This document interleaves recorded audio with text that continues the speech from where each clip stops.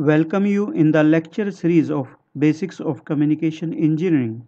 It is 27th lecture of this series.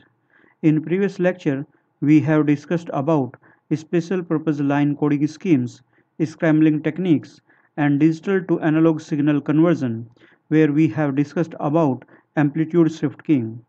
In this lecture, I would like to discuss about frequency shift keying and phase shift keying, and the outline of this lecture are frequency shift keying FSK. Here we will discuss about FSK generation and FSK detection, and after it the phase shift keying, where we will discuss about binary phase shift keying generation and BPSK detection, and after it we will discuss about quadrature PSK QPSK generation and QPSK detection. And in the objective of this lecture you will able to explain the generation and detection of FSK, the generation and detection of BPSK QPSK techniques. In FSK, frequency of the carrier signal is varied to represent the data. The frequency of modulated signal is constant for the duration of one signal element, and but the changes for the next signal element if the data element changes, and both peak amplitude and phase remains constant for all the signal elements. For binary FSK, there are two carriers frequency FC1 and FC2. So the BFSK signal, it can be represented as FSK is equal to, it will be equal to S1T when the carrier frequency FC1, or for the symbol 1 we will use carrier frequency FC1, then S1T it will be under root 2 EB by TB cos 2 pi FC1T, and for symbol 0 we will represent it for the carrier FC2, and for this the BFSK signal it can be represented by S2T, it is under root 2 EB by TB cos 2 pi FC2T, and the frequency changes cannot be very easily detected by the noise. So here we can see we use first carrier if we have data element 1, and we choose the second carrier if we have data element 0. If we choose FSK, it has been found that it is less susceptible to noise because we are sending two different frequencies, and obviously because of noise the frequency cannot be changed and the frequency changes can be easily detected. And here the EB is the transmitted signal energy per bit, and TB is the bit duration, and FC1 and FC2 are the two carrier frequencies. Now the FSK generation, there are two implementations of FSK, non-coherent and coherent. In non-coherent FSK, there may be discontinuity in the phase when one signal element ends and the next begins, and in coherent FSK the phase continue through the boundary of the two signals element. Non-coherent BFSK can be implemented and by treating as FSK as the 2 ASK modulation and using two carriers FC1 and FC2. So here this figure shows you the non-coherent BFSK, and the next figure is for the coherent BFSK. The coherent BFSK can be implemented using one voltage control oscillator VCO and change its frequency according to the input voltage. So here we can see there are two oscillators for frequency FC1 and frequency FC2. So for symbol 1 we will use this oscillator, and for frequency 0 we will use this oscillator, and this is basically 2 ASK modulation. And for coherent we will use VCO, that having the frequency variation in accordance with the bits. And you can say this is the figure if the digital bit stream is 100111101, and digital signal digital pulses are here you can see it is NRZ, non return to 0, and here this is the high frequency carrier FC1 and lower frequency carrier FC2. So for the bit 1 the higher frequency FC1 is chosen, and for the bit 0 lower frequency carrier is chosen. So you can see here this is for the bit 1, and this is for bit 0, bit 111, and for bit 0 and for bit 1. So you can see different carrier frequencies are chosen for the bit 0 and for bit 1. Now FSK demodulation. There are different methods for demodulating a FSK signal. The main method of FSK detections are asynchronous detection and synchronous detection. The synchronous detector is a coherent one, while the asynchronous detector is the non-coherent one. First of all, we will discuss about asynchronous FSK detector. The block diagram of asynchronous FSK detector consists of two band pass filter with the frequency fc1 and fc2, two envelope detector and two samplers and one decision circuit. Binary FSK signal may be demodulated non-coherently using envelope detector. The received FSK signal is applied to a bank of two band pass filters, one tuned to frequency fc1 and the other tuned to frequency fc2. Each filter is followed by an envelope detector. The resulting output of the two envelope detectors are sampled and then compared with each other in the decision circuit. As you can see, a decision circuit make a decision in favor of symbol 1 if the envelope detector output derived from the filter tuned to frequency fc1 is greater than the delivered from the second filter that is tuned to fc2. Otherwise the decision is made in favor of symbol 0. And you can see this is the output from the first finger and this is the output from the second finger. And if IC1, the output from this first envelope detector is greater than the output from the second, so it will decide that 1 was transmitted, otherwise 0 was transmitted. Now, synchronous FSK detector. The block diagram of synchronous FSK detector consists of two mixtures with local oscillator circuits, two integrator and one decision circuit, and the block diagram is on your screen. The binary FSK signal is given to the mixtures with local oscillator circuits with the frequency fc1 and frequency fc2. The multiplied output of each mixer is subsequently passed through the integrator, generating the output I1 and I2. So at the output of the integrator, each integrator will have I1 and I2 in the two paths. The combination of the mixture or the multiplier followed by the integrator is known as correlator.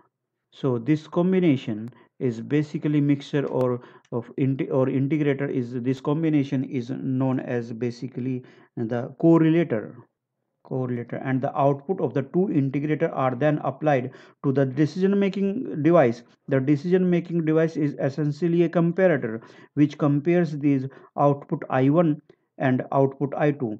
If the output I1 produced in the upper path associated with the frequency fc1 is greater than the output I2 produced in the lower path associated with the frequency fc2, then the detector makes a decision in favor of symbol 1. And if I1 less than I2, then decision making device decides in favor of symbol 0.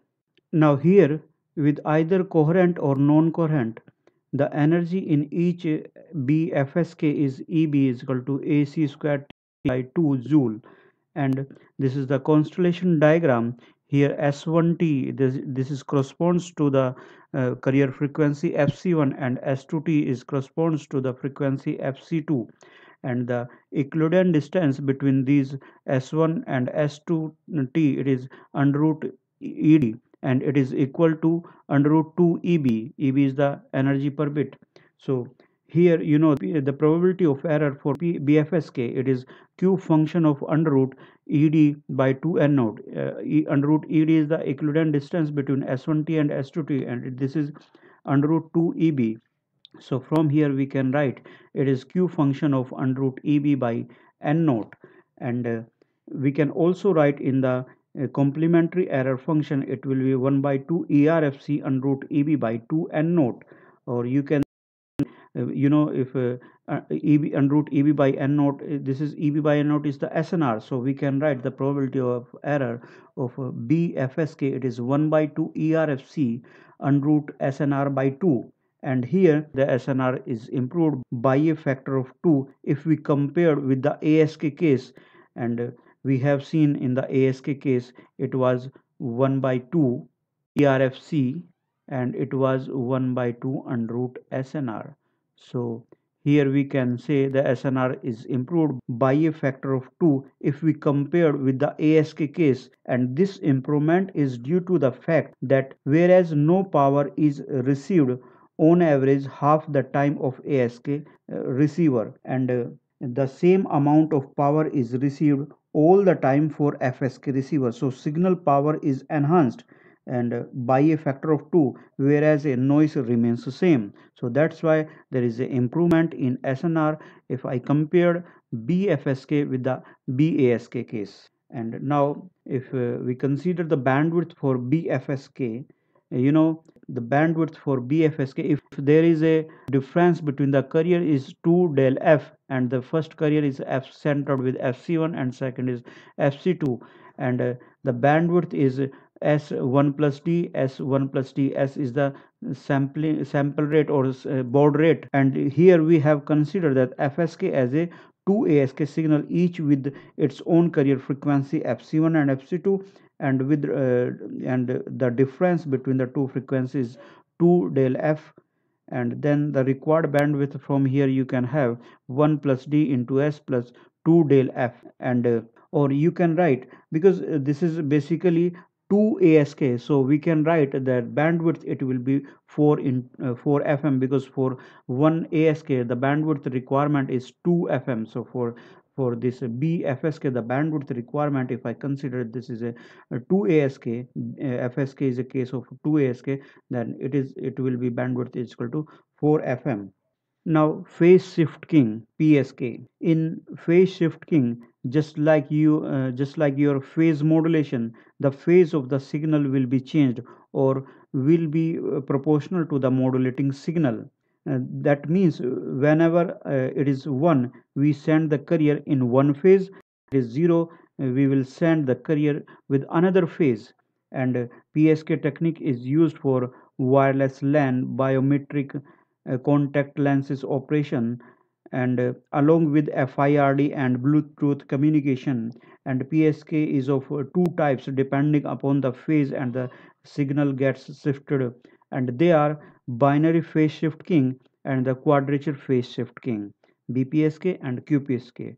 So first of all we will discuss about BPSK, binary phase shift king. This is also known as two phase PSK or phase reversal king. In this technique, the sine wave carrier takes two phase reversals such as 0 degree and 180-degree. That is, if we have symbol 1, we send a carrier without any phase shift, and whenever it is 0, we send the carrier with the phase shift of pi or 180-degree. So your signal ST it will be equal to S1T for symbol 1, it is equal to under root 2 EB by TB cos 2 pi FCT. So there is no phase reversal, no phase shift when there is symbol 1, and when there is symbol 0, there will be phase shift of pi or 180 degrees. So ST it will be equal to S2T, and it is under root 2 EB by TB cos 2 pi FCT plus pi, so 180 degree phase shift, and it can be written as minus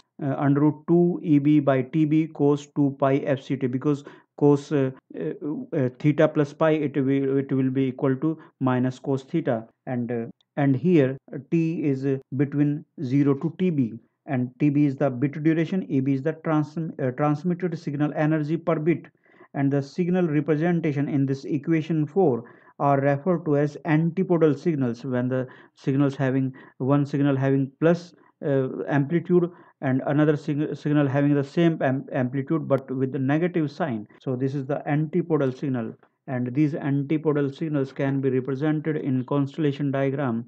As you can see here, the bit 1 is represented by plus under root EB, and bit 0 is represented by minus under root EB, and this is the constellation diagram for the antipodal signal. And here BT it is equal to under root EB for symbol 1 and minus under root EB for symbol 0. Now the generation of BPSK, the block diagram of BPSK consists of product modulator, which has the carrier signal wave as one input and the binary data BT is the another input. And here the binary data sequence is given to known return to 0 level encoding where where the symbols 1 and 0 are represented by the constant amplitude level under root EB and minus under root EB respectively. The product modulator which multiply the level and encoded binary data signal BT. So here it BT may be under root EB or minus under root EB, and this is in multiply in the product modulator by the carrier under root 2 by TB cos 2 pi FCT to produce the BPSK signal. So at this point we will have the BPSK signal. Here for the binary sequence 1, the phase of BPSK signal will be 0, and for the binary sequence 0, the phase of BPSK signal will be 180 degree. And this is the diagrammatic representation of the BPSK modulated output signal along with its input. So here this is the binary sequence 11000011010010, and this is NRZ digital data, and this is binary data sequence BT or bipolar NRZ sequence minus under root EB or plus under root EB.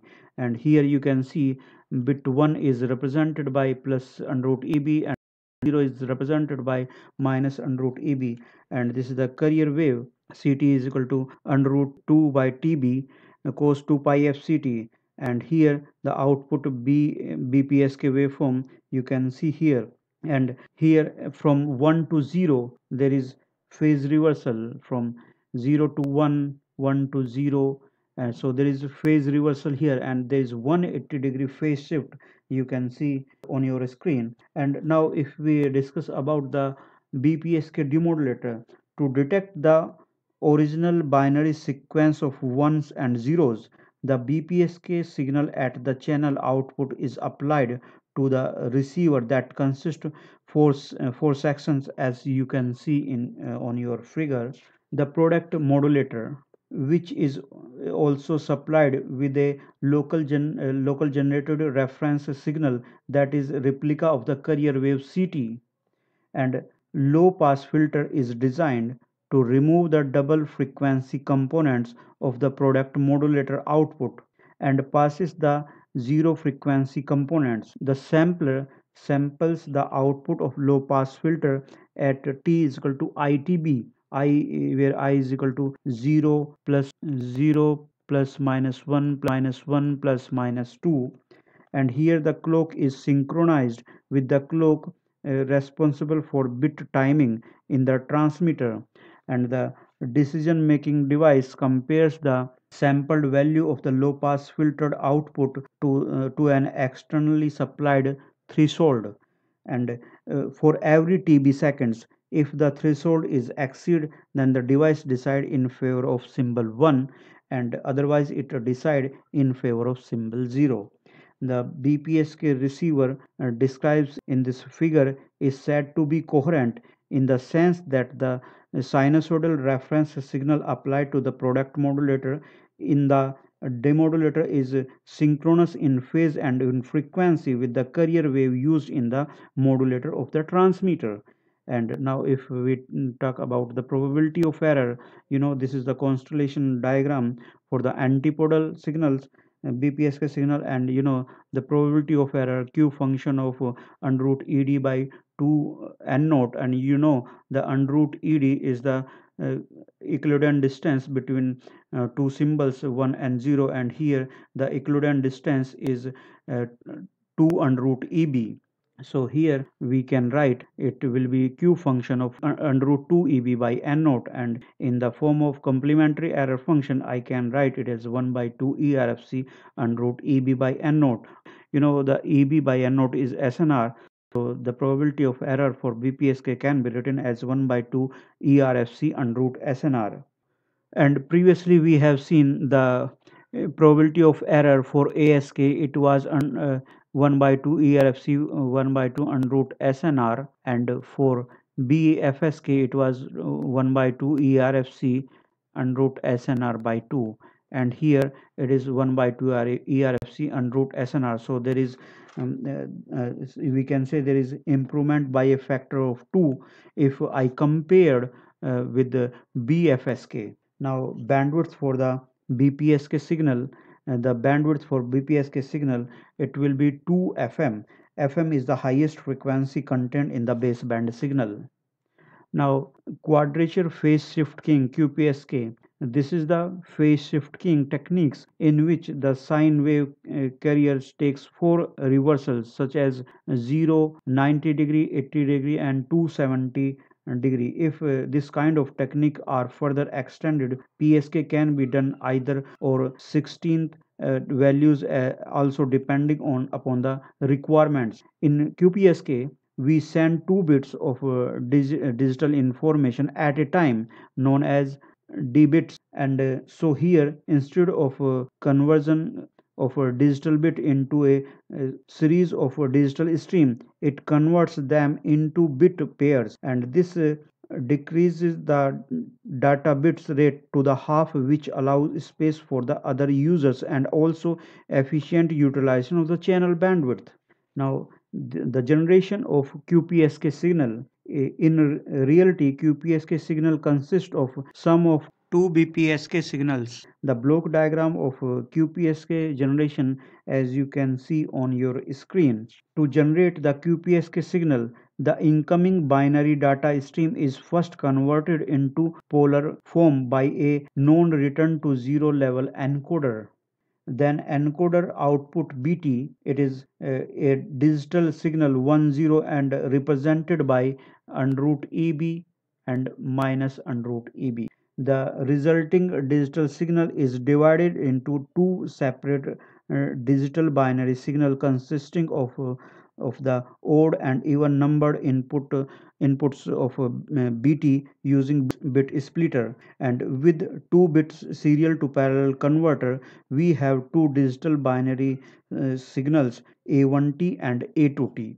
In any signaling interval, the amplitudes of A1T and A2T are determined and depending on the particular dbit that is being transmitted. So here St, it will be equal to S1T, A1T under root 2 by T cos 2 pi FCT for in phase, and S2T, A2T under root 2 by T sine 2 pi FCT for quadrature phase. As you can see in figure, this is for in phase and this is quadrature channel. So these are two channels. So at this point output A1T, it is multiplied by the under root 2 by TB cos 2 pi FCT, and with minus 90 phase shifter we will use under root 2 by TB sine 2 pi FCT. This is the carrier and we will multiply this by A to T. So that's why here S1T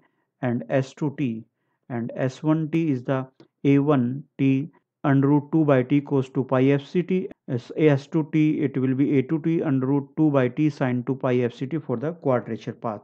And here A1T, it is plus under root EB for pi by 4 and 7 pi by 4, and minus under root EB for 3 pi by 4 and 5 pi by 4, and A to T, it will be plus under root EB for pi by 4 and 3 pi by 4, and minus under root EB for 5 pi by 4 and 7 pi by 4.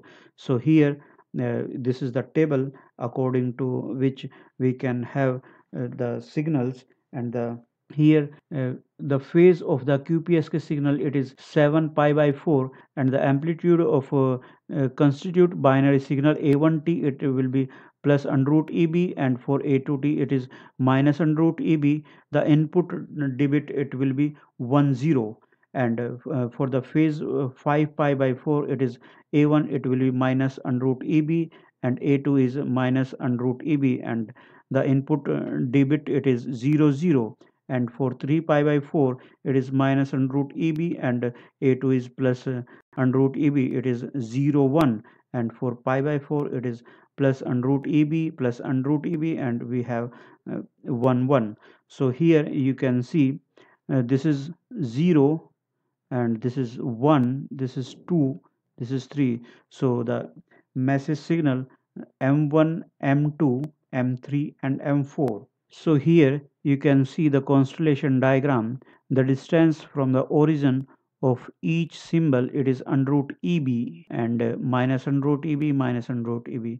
So for 1 1, the for to represent the bit 1 1, we are having the constellation diagram, the constellation point at this here, and for 0 1 this is the constellation point, for 0 0 this is constellation point, and for 1 0 this is one constellation point. Here we can see if m1 0 0, and for 0 0 can say 0 0, we are having 5 pi by 4 phase shift. So in carrier we are having 5 pi by 4 shift, and here m311 there is pi by 4, and 3 pi by 4, and 7 pi by 4 phase shift. So using this we can generate the QPSK signal. Now QPSK detection. The QPSK receiver consists of an in-phase channel and quadrature channel with a common input as in figure, and each channel is itself consists of a product modulator, low pass filter, sampler, and decision making device. So for each channel I and Q, there are low pass filter, sampling, and decision device. The I and Q channels of the receiver recovers the multiplexed components A1T and A2T responsible for modulating the orthogonal pairs of carriers in the transmitter, and the two product detectors at the input of the demodulator simultaneously demodulate two BPSK signal. The pair of bits are recovered here from the original data. These signals after processing are passed through the parallel to serial converter, and now this is the constellation diagram, and here the probability of error, it is under q function of under root ed by 2 n naught, and ed is the equivalent distance between two symbols, or here you get two constellation points, and here we can see the distance is 2 under root eb, and here we can have the average probability of error in each channels, because each channels is the BPSK channel. So for BPSK, 1 by 2 ERFC under root EB by N naught for BPSK. So the average probability of error, it will be ERFC under root EB by N naught, or we can say ERFC under root SNR for the QPSK. Now if we are using gray coding, the probability of error QPSK, it will be 1 by 2 ERFC under root SNR, and it will be equal to the probability of error for BPSK. So for BPSK, the probability of error for QPSK and for BPSK will be same if I am using the gray coding for the QPSK. Now if we discuss the bandwidth for the QPSK, the bandwidth for the QPSK, it will be FM, and the bandwidth for QPSK signal is the half of the bandwidth of the BPSK. The bandwidth for the BPSK, it was 2 FM. This is for BPSK, and for QPSK the bandwidth requirement will be half, because at the same time we are transmitting 2 bits. In BPSK we are sending only 1 bit, so there is bandwidth. The QPSK is the bandwidth efficient system, so bandwidth is the half of the bandwidth of the BPSK, so it is FM. This is the end of this lecture. Here we have discussed about frequency shift keying and phase shift keying, their modulation and demodulation techniques. This was 27th lecture of the lecture series of Basics of Communication Engineering. In the next lecture, we will discuss about quadrature amplitude modulation QAM, MQAM, MPSK, MFSK. Till then, thanks for listening this lecture. Thank you.